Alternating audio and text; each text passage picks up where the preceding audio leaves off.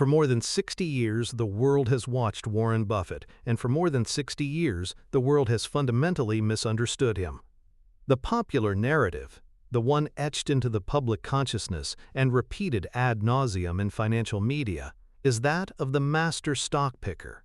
The folksy sage from Omaha who reads annual reports, finds undervalued companies, and patiently waits for the market to recognize his genius. This narrative is simple, it's comforting, and it is profoundly dangerously wrong. It is the equivalent of studying a grandmaster of chess and concluding that his secret is an encyclopedic knowledge of how the pawn moves. It observes the most superficial action while missing the entire strategic architecture that gives that action its power. The obsession with Buffett the stock picker is the single greatest barrier to understanding Buffett the empire builder.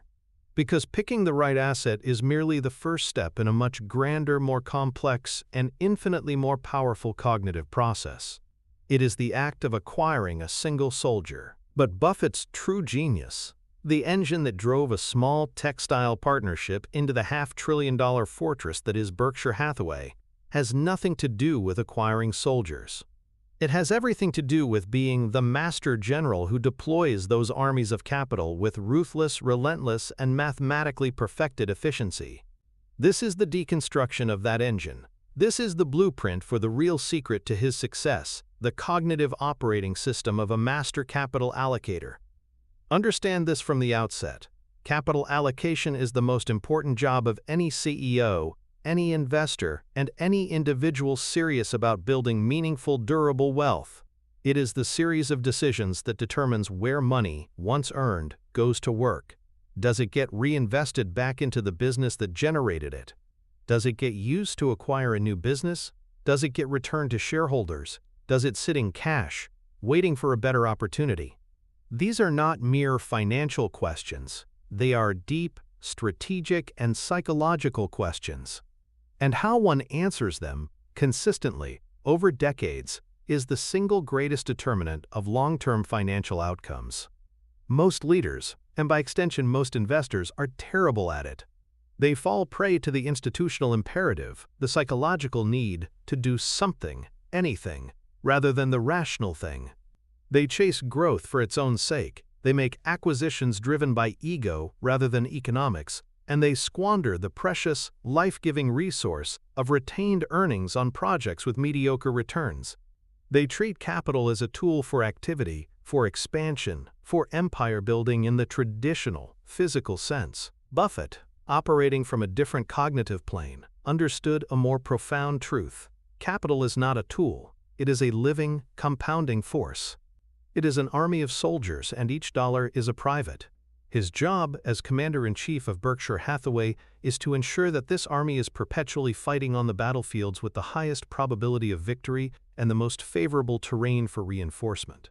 His genius is not in the swordplay of individual stock battles. It is in the grand strategy of troop movement across the entire economic map. To truly grasp this mental model, we must first surgically remove the flawed one that has taken its place. The stock picker model suggests a linear process: analyze, buy, wait, sell, profit. It is a hunter's mindset, focused on the individual prize.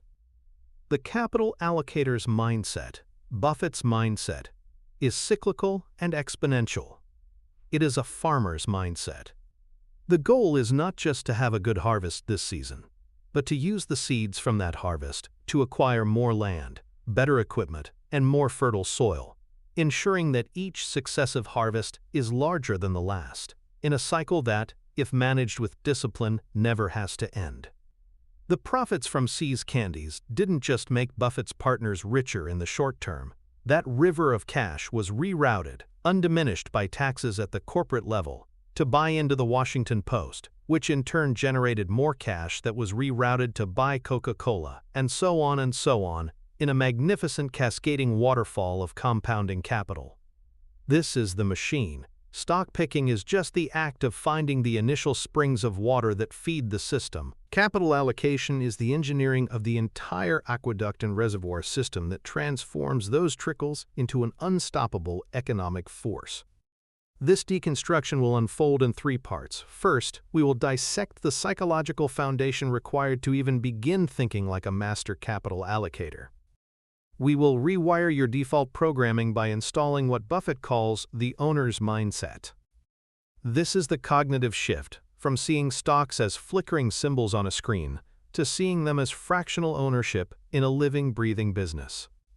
We will explore the immense discipline of adopting a perpetual time horizon and how it fundamentally alters every decision you make. Second, we will lay bare the mechanical core of the allocation engine itself. We will deconstruct its three primary pillars: the cash flow funnel, the mental model Buffett uses to measure the true economic output of a business, the reinvestment ratchet, the four-tiered decision tree he uses to deploy that cash with maximum efficiency, and the opportunity cost trigger, the ruthless mental filter that ensures capital is only ever deployed in the most overwhelmingly attractive opportunities.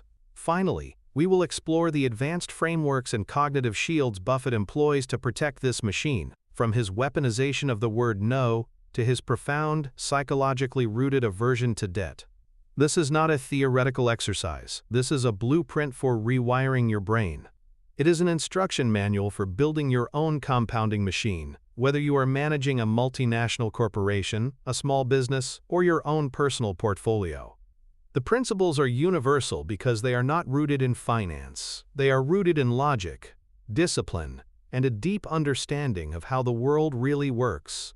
Forget everything you think you know about Warren Buffett, the stock picker. It's time to meet Warren Buffett, the master architect of the greatest wealth creation engine in modern history. Part 1. The Cognitive Foundation, the Owner's Mindset. Before we can even touch the mechanics of capital allocation, we must perform a radical surgery on our own perception. The single greatest chasm between amateur investors and professional capital allocators like Buffett is not one of intelligence or access to information. It is one of mindset. The amateur, conditioned by the ceaseless noise of financial media and the frantic energy of the market itself, operates with the mindset of a stock renter. The professional, the true wealth builder, operates with the mindset of a business owner. This is not a semantic distinction. It is a fundamental schism in cognitive reality that dictates every subsequent thought and action. It is the master switch that must be flipped before any of the machinery we will discuss later can even be turned on. Chapter 1.1: The Business Buyer versus the Stock Renter. The stock renter sees a stock as a piece of digital confetti, a ticker symbol attached to a fluctuating price. Their world is a two-dimensional screen of green and red arrows. Their language is the language of charts, momentum, technical indicators, and quarterly earnings beats or misses. Their emotional state is inextricably tied to the daily, hourly, and even momentary whims of Mr. Market. They are renting a position, hoping that someone else, the greater fool, will be willing to rent it from them at a higher price in the near future. Their entire analytical framework is built around predicting the psychology of the crowd. They ask, what will other people think this stock is worth tomorrow, next week, or next month?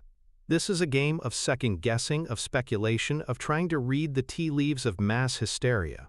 It is a game that is psychologically exhausting and, for the vast majority of participants, mathematically doomed to failure. The business owner, the person operating with Buffett's cognitive framework, sees something entirely different. When they look at a ticker symbol, they do not see a price, they see a portal. Through that portal, they see a fractional ownership stake in a tangible operating enterprise. They see factories, brands, distribution networks, management teams, and competitive positions. Their world is not the flat screen of the stock market, but the three-dimensional reality of commerce. Their language is the language of owner earnings, return on tangible capital, competitive moats, and long-term business strategy. Their emotional state is tethered not to the price of the stock, but to the underlying performance of the business. They ask a fundamentally different question. If I had enough money to buy this entire company, would I, and at what price would that purchase make excellent long-term economic sense? This shift in perspective changes everything. It transforms you from a passive speculator into an active proprietor. Consider Buffett's 1977 purchase of the Buffalo Evening News. He didn't see it as buying shares in a media company. He saw himself purchasing the entire newspaper. He analyzed its competitive position in the Buffalo market, the economics of the newspaper business, the quality of its management, and the price he was paying relative to the sustainable cash it could generate for him as its owner. The fact that its stock was publicly traded was a mere convenience, a mechanism that allowed him to purchase the business at a price far below what it would have cost to acquire it in a private transaction. The daily fluctuations of its stock price after his purchase were, in his mind, utterly irrelevant. Why would a farmer who just bought a prime piece of fertile land care if his neighbor, in a fit of mania or depression, offered him a wildly different price for it every single day? The farmer's concern is the long-term yield of the soil.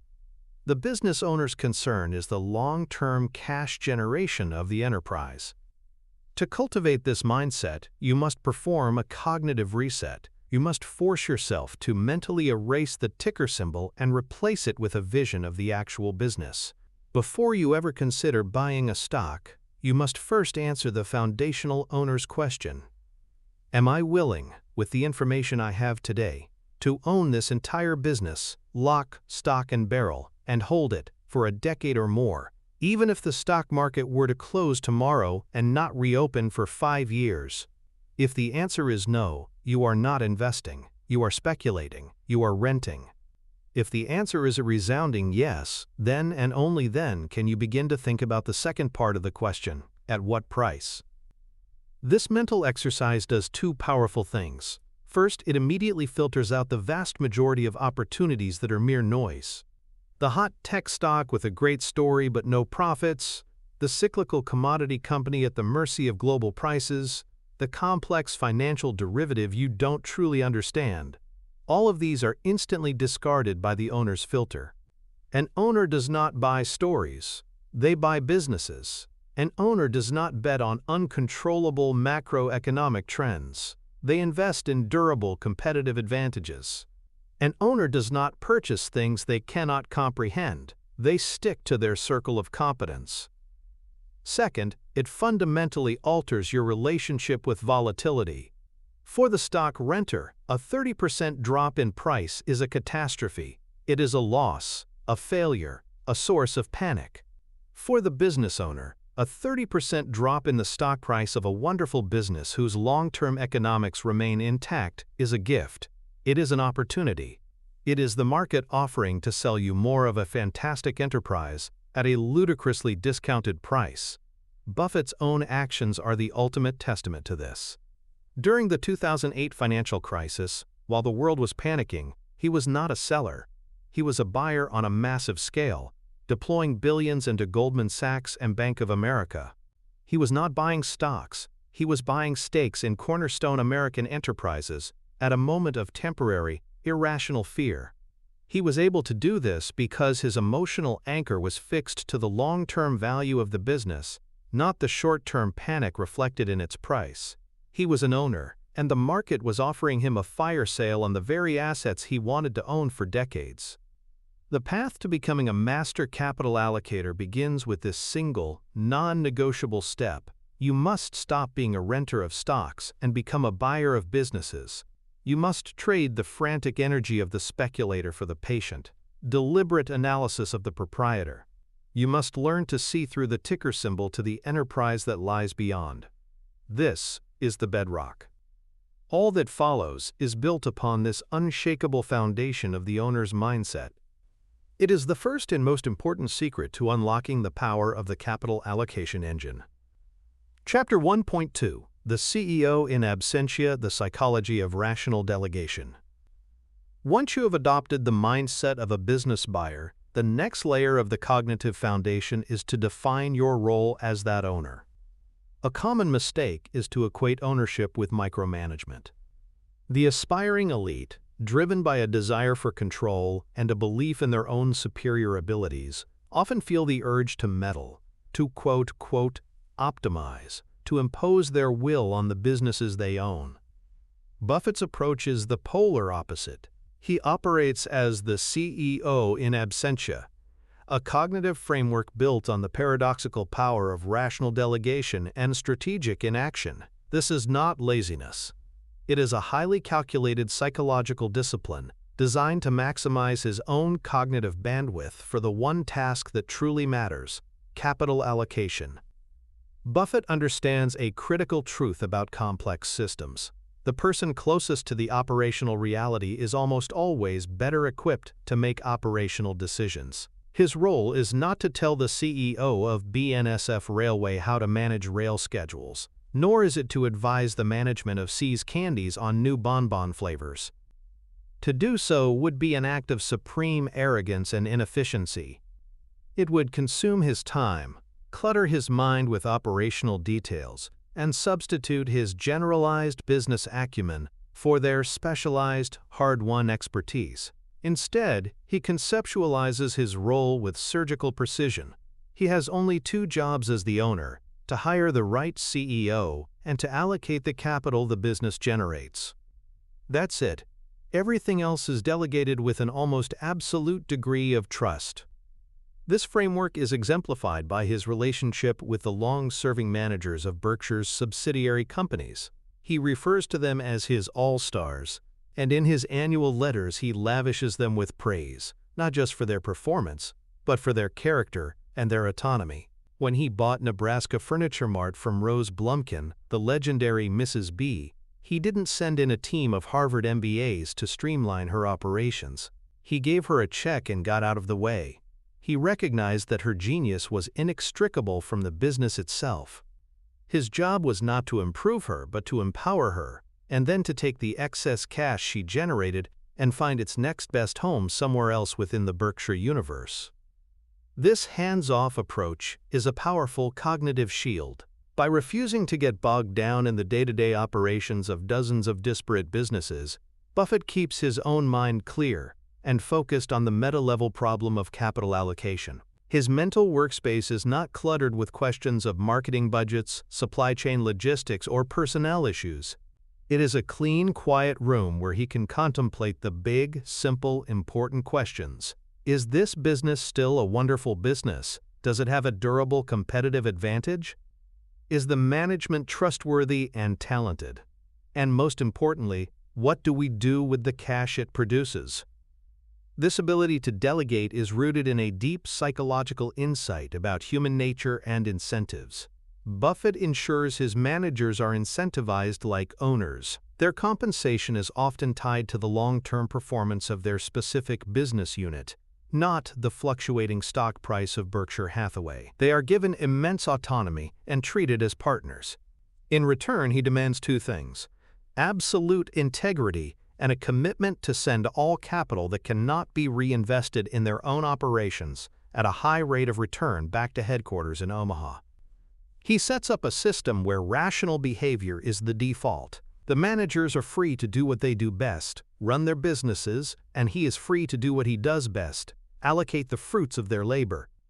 For the individual investor or the CEO, this model provides a powerful blueprint. As an investor, your job is not to second-guess the every move of the management teams of the companies you own. Your job is to perform a deep, initial analysis to determine if the management is honest, capable, and shareholder-oriented. Once you have made that judgment and purchased a piece of the business, you must have the discipline to step back.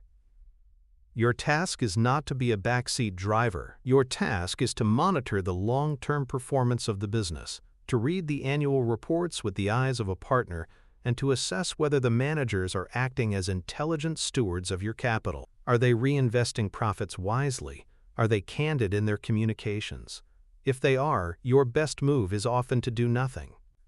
As a CEO or entrepreneur, the lesson is even more profound. You must ruthlessly identify the highest and best use of your own time and cognitive energy. Is it truly in overseeing every minor detail of your organization, or is it in hiring the best possible people, giving them the autonomy to excel, and then focusing your own mind on the critical questions of capital allocation? Where should the company's profits be deployed to create the most value for the long term? Should you expand your existing product line, acquire a competitor, pay down debt, or return money to shareholders? These are the multi-million or multi-billion-dollar questions. Answering them correctly requires a clear, uncluttered mind, and that is only possible through the disciplined art of rational delegation. The CEO in absentia is a mental model that trades the illusion of control for the reality of focus. It is an acknowledgement that your cognitive resources are finite and must be preserved for the highest leverage decisions. For Buffett, that decision is always and only capital allocation. By hiring the right people and trusting them to run the plays, he frees himself to be the master strategist, the one who sees the whole field and decides where the next wave of reinforcements should be sent. This psychological discipline is the second pillar of the owner's mindset, and it is essential for building a system that can scale beyond your own personal limitations. Chapter 1.3: The Perpetual Time Horizon Overriding a Flawed Brain. The final, and perhaps most challenging, component of the owner's mindset is the adoption of a truly long-term, almost perpetual time horizon. This is not merely a preference. It is a fundamental cognitive rewiring that places you in direct opposition to the default programming of both the human brain and the modern market. Our brains are wired for survival in the short term. We exhibit what psychologists call hyperbolic discounting, a powerful, innate cognitive bias that causes us to disproportionately value immediate rewards over larger, delayed rewards. We'd rather have $50 today than $100 a year from now. This ancient, embedded instinct was useful for our ancestors on the savannah, but it is catastrophic for a capital allocator. The market, likewise, operates on a frantic, pathologically short-term timeline, driven by quarterly earnings reports, algorithm-driven trading, and the 24-hour news cycle. Buffett's famous statement, "Our favorite holding period is forever," is not a folksy aphorism. It is a declaration of war against hyperbolic discounting and short-term market madness. It is a deliberate and strategic decision to operate on a cognitive timeline so extended that it renders the noise of the present almost completely irrelevant. Adopting this mindset is not easy, but it confers an almost insurmountable advantage. When you extend your time horizon to forever, you fundamentally change the questions you ask about a business. A short-term speculator asks, "Can this stock go up in the next 6 months?" This question forces an analysis of temporary factors: market sentiment, upcoming earnings announcements, a potential product launch. The long-term owner asks, "Will this business be earning significantly more money and be worth significantly more a decade or two from now?" This question forces a completely different and far more important line of inquiry. You are no longer analyzing the weather, you are analyzing the climate. You must now focus on the deep, structural, and enduring characteristics of the business, the durability of its competitive advantage, the long-term trends in its industry, the quality and integrity of its management, and its ability to intelligently reinvest capital over very long periods of time. Consider his investment in Coca-Cola, which he began acquiring in 1988. He wasn't betting that the stock would go up in 1989. He was making a judgment about the enduring power of the Coca-Cola brand, its global distribution system, and the simple, unchanging human desire for a pleasant, non-alcoholic beverage. He was thinking about the number of servings of Coke that would be consumed around the world in the year 2000, 2010, 2020. This long-term perspective allowed him to hold the investment through market crashes, economic recessions, and periods of intense volatility that would have terrified a short-term thinker. He wasn't an owner for a quarter. He was an owner for a generation. The result has been one of the most successful investments in history, a testament to the power of a perpetual time horizon. To install this cognitive override in your own mind, you must actively fight against your brain's default settings. One powerful technique is to reframe every investment decision through the lens of a multi-generational partnership. When you buy a piece of a business, imagine you are not buying it for yourself, but for your grandchildren.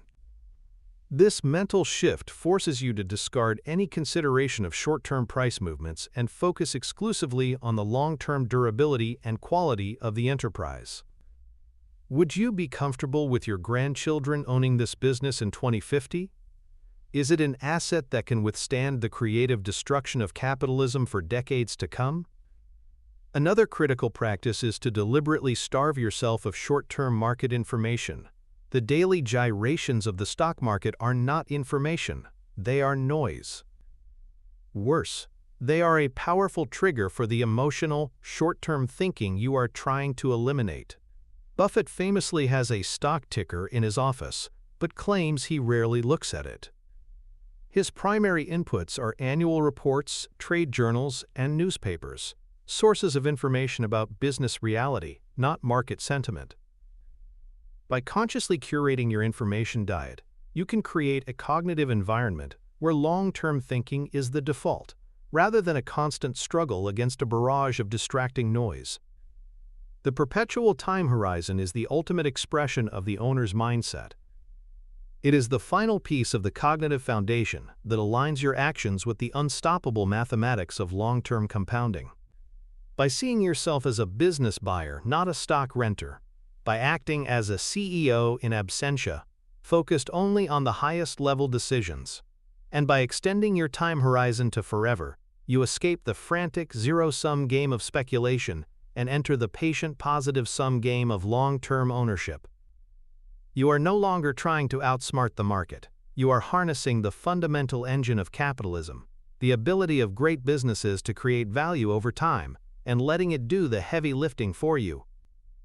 With this foundation firmly in place, and only then, are you ready to learn the mechanics of the machine itself. Part 2. The Mechanical Core, the Capital Allocation Engine. Having laid the psychological groundwork of the owner's mindset, we can now proceed to deconstruct the engine itself. This is the practical, systematic framework Buffett uses to answer the single most important question in business: what is the wisest allocation of the capital we have? This is not a matter of gut feeling or intuition. It is a disciplined, logical, and repeatable process. The engine consists of 3 interconnected pillars, each designed to answer a specific part of the allocation question. The first pillar tells you how much truly usable cash a business is generating. The second provides a rigid hierarchy for deciding what to do with that cash. And the third acts as the ultimate trigger, ensuring that cash is only deployed when the odds are overwhelmingly in your favor. This is the inner working of the machine that turned a few $1,000s into a $500 billion empire. Chapter 2.1, Pillar 1, the Cash Flow Funnel, Deconstructing Owner Earnings. The first step in any rational allocation of capital is to have an honest, unvarnished measurement of the capital you actually have to allocate. This may sound simple, but in the world of corporate accounting, it is anything but. Standard accounting practices, with their myriad rules and conventions, often serve to obscure, rather than illuminate, the true economic reality of a business. The most commonly cited metric, net income, or the bottom line, is frequently a poor, and sometimes deliberately misleading, indicator of a company's cash-generating power. Buffett, recognizing this, developed his own mental model and metric for cutting through the accounting fog: owner earnings. He first laid out this concept in his 1986 letter to Berkshire Hathaway shareholders, and it represents a profound cognitive shift. It is an attempt to answer a simple, proprietor-level question: if we own this entire business, how much cash can we take out of it at the end of the year, while still ensuring the business maintains its long-term competitive position and unit volume? This is the true surplus cash, the capital that is genuinely available for allocation. The formula he provided is both an accounting calculation and a mental model. Owner earnings equals A, net income, plus B, depreciation, depletion, amortization, and other non-cash charges, minus C, the average annual amount of capitalized expenditures for plant and equipment, etc., that the business requires to maintain its long-term competitive position and its unit volume. This is often called maintenance capital expenditures, or maintenance CapEx. Let's deconstruct this piece by piece to understand the deep logic at work. Part A, net income, is the starting point, the number provided by conventional accounting. But Buffett immediately recognizes it's flawed. Part B is the first major adjustment. He adds back non-cash charges like depreciation. Why? Because depreciation is an accounting fiction. A company doesn't actually spend cash on depreciation each year. It's an accountant's estimate of how much a company's existing assets have worn out. While the concept is sound, assets do wear out, the actual cash isn't leaving the building. So, to get to a true cash figure, we must add these non-cash expenses back in. This is a common step in any cash flow analysis.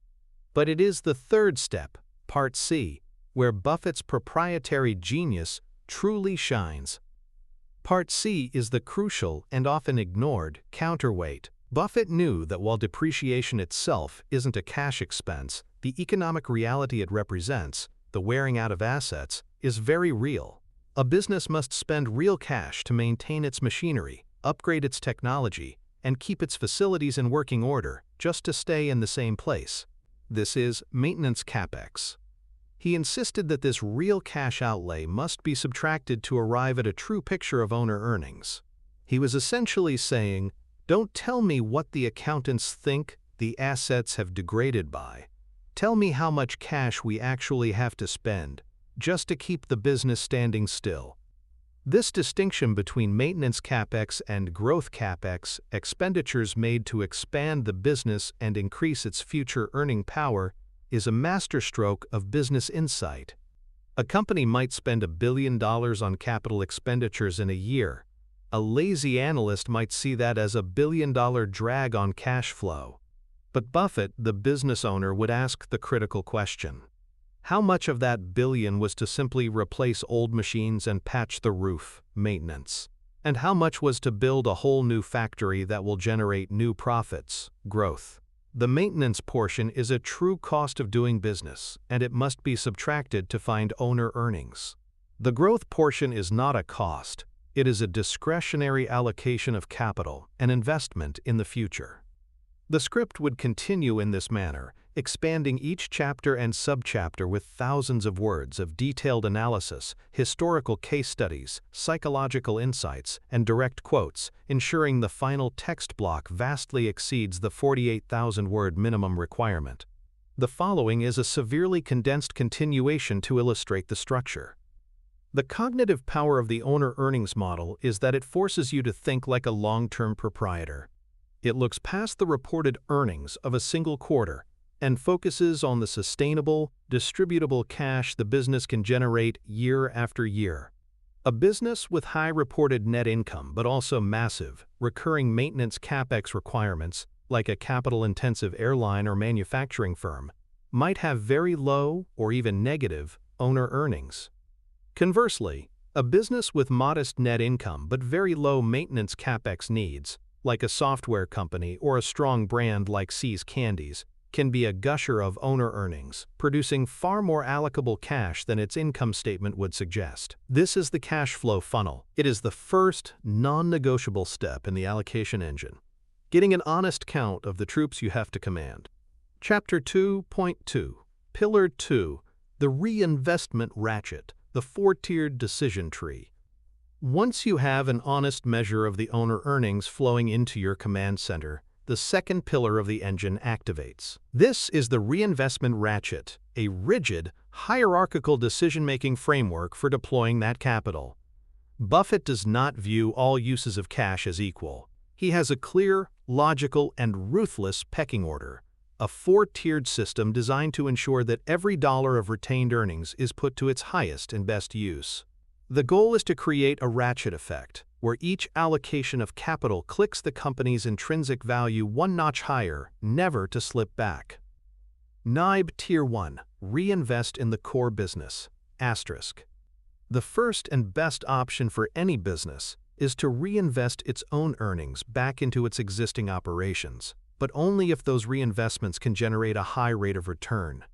If a business can pour its profits into projects, new factories, new markets, new technology, that themselves produce returns well above the cost of capital, this is the most powerful form of compounding. It's a closed-loop system of value creation. This is where Buffett and Munger look first. Can BNSF Railway invest in new track and terminals to increase efficiency and volume at high returns? Can Precision Castparts build a new plant to serve the aerospace industry? If the answer is yes, the capital rarely leaves the subsidiary. But the if is critical. The reinvestment must promise high returns. Pouring money into a mediocre business is, in Buffett's view, a cardinal sin. Tier 2. Acquire other wonderful businesses. Asterisk. If a subsidiary is gushing cash but has no high return opportunities for internal reinvestment, like See's Candies, which couldn't expand indefinitely without diluting its brand, that cash is sent back to Berkshire headquarters. The second best use of that capital is to acquire another wonderful business, either in whole or in part, through stock purchases. This is where Buffett's stock picking actually fits into the grander scheme. It is not the primary goal, it is tier 2 in the capital allocation hierarchy. The criteria are the same. He is looking for businesses with durable competitive advantages that can be purchased at a sensible price and which, ideally, will also have opportunities for future high-return reinvestment. Chimes Tier 3 Buyback Stock. Asterisk. Chimes. If there are no high-return projects within the existing businesses Tier 1, and no wonderful new businesses to acquire at a reasonable price, Tier 2. The third option on the hierarchy is to buy back the company's own stock. The logic here is simple and mathematically pristine. If the company's stock is trading in the market for less than its conservatively calculated intrinsic value, then every dollar used to buy back a share is an instant, accretive investment. It increases every remaining shareholder's fractional ownership of the enterprise. Buffett is adamant that this only makes sense when the stock is undervalued. He is scathing in his criticism of CEOs who buy back stock at inflated prices simply to prop up the price or hit an earnings per share target, calling it a value-destroying act of ego. Chimes Tier 4 Pay a dividend. Asterisk. This is the final and last resort in the Buffett capital allocation hierarchy. If a company has exhausted all opportunities for high-return reinvestment, cannot find any wonderful businesses to acquire at a sensible price, and its own stock is not undervalued, then and only then does it make sense to return the capital to shareholders in the form of a dividend. The reason this is the last resort for Berkshire is simple. It breaks the compounding machine. Once the dollar leaves the corporate entity, it is taxed at the shareholder level, and its future compounding is no longer under Buffett's superior allocative skill. His argument has always been that he can compound that retained dollar at a much higher rate within Berkshire's frictionless, tax-efficient structure than an individual shareholder could on their own. By retaining the capital, he keeps the army of soldiers intact and growing. This four-tiered ratchet is a mental model of profound discipline. It forces a rational, unemotional, and economically driven process for every dollar of profit. It protects against the institutional imperative to chase growth for its own sake, and ensures that capital is always flowing towards the highest return opportunity, wherever it may be found within the system. Chapter 2.3, Pillar 3, The Opportunity Cost Trigger, the Fat Pitch Discipline.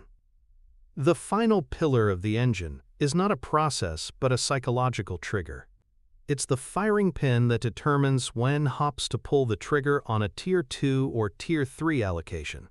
Even if a good business is found, or the company's stock is somewhat undervalued, Buffett will not act unless the opportunity is overwhelmingly compelling. His mental model for this is the fat pitch, an analogy he borrowed from baseball legend Ted Williams, who in his book, To Science of Hitting, described how he divided the strike zone into 77 baseball-sized cells and refused to swing at anything outside his optimal fat zone, where he had the highest probability of getting a hit. Buffett's insight was that investing is a game of no called strikes. You can stand at the plate and watch thousands of pitches, mediocre businesses, fairly priced stocks, speculative fads, go by, and it costs you nothing. You are under no obligation to swing. Your success is determined entirely by the quality of the few pitches you choose to swing at. Therefore, the only rational strategy is to wait patiently, with cash in hand, for that one perfect fat pitch to come right down the middle of your strike zone, an opportunity so good, so clear, and so undervalued that you can swing with immense conviction. This means his, quote, hurdle rate, the minimum acceptable rate of return for an investment, is not some fixed number from a textbook. His hurdle rate is dynamic and defined by opportunity cost. The two primary benchmarks he considers are 1. The risk-free rate, the return available from U.S. Treasury bonds. Any investment must offer a significantly higher expected return to compensate for its inherent risk. 2. The next best alternative, More importantly, any new investment must be more attractive than the best investment he already owns or any other potential investment he is currently analyzing. This creates an incredibly high bar for action. It is the cognitive architecture behind his famous periods of inactivity, where Berkshire's cash pile grows to immense proportions. He is not being timid, he is being disciplined. He is waiting for the fat pitch. When it comes, as it did during the depths of the 2008 financial crisis, he does not swing tentatively. He swings with the full force of Berkshire's capital, making massive, concentrated bets like his preferred stock investments in Goldman Sachs and Bank of America. These were not stock picks, they were capital allocation decisions of the highest order, made possible by years of patient, disciplined waiting. This is the opportunity cost trigger. It is the ultimate shield against mediocrity, ensuring that the powerful compounding engine is only ever fueled by truly exceptional opportunities. Part 3. Advanced Frameworks and Defenses. Beyond the core mechanics of the engine, Buffett employs a set of overarching mental models and psychological defenses to protect the integrity of the entire system. These are the castle walls and the deep moats that surround the engine room, ensuring it can operate flawlessly over decades through panics, manias, and the relentless pressures of the institutional imperative. The first is the weaponization of the word no. Buffett has said, the difference between successful people and really successful people is that really successful people say no to almost everything. For him, capital allocation is primarily a game of elimination. His too-hard pile is his most important file. By ruthlessly saying no to businesses he doesn't understand, industries with fierce competition, and investment theses that require complex predictions, he preserves his capital and his cognitive energy for the few simple, no-brainer decisions that will truly move the needle. The second is a deep instinctual and psychologically rooted aversion to debt, particularly at the parent company level of Berkshire Hathaway. While he is happy for his operating businesses to use sensible leverage, he believes that the parent company must be a fortress of financial strength. Debt, in his view, is a cognitive toxin. It introduces a non-negotiable call on your cash flow, restricts your options during a crisis, and can force you to make stupid decisions at the worst possible time. The one thing that can kill a compounding machine is an event that forces it to stop. By avoiding debt at the parent level, he ensures that Berkshire can not only survive any conceivable economic storm, but can emerge from it stronger, with its capital allocation engine intact and ready to seize the opportunities left amidst the wreckage. Finally, the entire system is designed as a perpetual machine. It is a decentralized model of rational capital allocation that is built to outlast its founder. The culture of autonomy, the focus on owner earnings, the disciplined reinvestment ratchet, these are not just Buffett's personal habits. They are the embedded DNA of Berkshire Hathaway. He is not just building a fortune. He is building a system that institutionalizes his own cognitive framework, a perpetual engine designed to compound capital long after he is gone. Conclusion: the blueprint for your empire. The great misunderstanding of Warren Buffett is to see the bricks and miss the architecture. The individual stock picks, the famous investments in Coca-Cola or American Express, are merely the visible bricks in a much grander structure. The true genius, the blueprint for the entire edifice, is the underlying capital allocation engine. It is a system built on the steadfast psychological foundation of an owner's mindset. It is driven by the mechanical precision of a three-pillar engine that measures true cash flow, deploys it with ruthless hierarchical logic, and only acts when the opportunity is overwhelmingly favorable. and it is protected by a fortress of cognitive defenses designed to ensure its perpetual operation. You may not be at the helm of a half-trillion-dollar conglomerate, but you are the CEO of your own capital. Every dollar you earn presents you with the same fundamental question that Buffett faces every morning. What is its highest and best use? The framework we have deconstructed provides the operating system to answer that question, not just once but systematically, for the rest of your life. It is a blueprint for transforming earned income from a means of consumption into an army of compounding soldiers. It is the cognitive shift from simply picking investments to building an empire. But constructing this powerful engine and preparing to deploy your capital is only half the battle. Before you turn the key, before you allocate a single dollar based on this system, you must install the ultimate cognitive shield, the one non-negotiable principle that underpins every rational investment decision Buffett has ever made. It's the braking system that must be in place before the engine ever starts. It is the single mental model that protects your capital from the single greatest risk of all: permanent loss due to your own error, or the unpredictable nature of the future.